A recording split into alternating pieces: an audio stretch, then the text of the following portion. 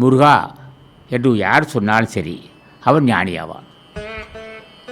நோக்கம் முருகான்னு சொன்னான். எதுக்கே கேட்டேன்னா, வேறு ஒன்று வேண்டாம் ஐயா, நீ பெற்ற பேருமே அடியன் பேருன்னு கேட்ட போது அவள் எளிய முறையில் அவன் சொல்கிறான், யாராக தான் சரிடா, கசாப்பு கடைக்காரனுக்கு ஜாந்திரம்னா அவன் தினம் தினம் கொலை செய்கிறான் கேட்டான். அவன் ஒரு நாளைக்கு தவறு செஞ்சிட்டப்பா, என்னை மன்னிச்சுன்னு சொன்னால் அருள் செய்ய விட்டாள்.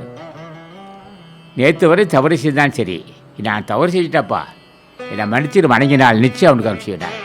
இப்போ கசாப்பு கடைக்காரனுக்கே அருள் செய்கிறான்னு சொன்னால் அப்போ யார் நம்ம எப்படி இருக்கோம்?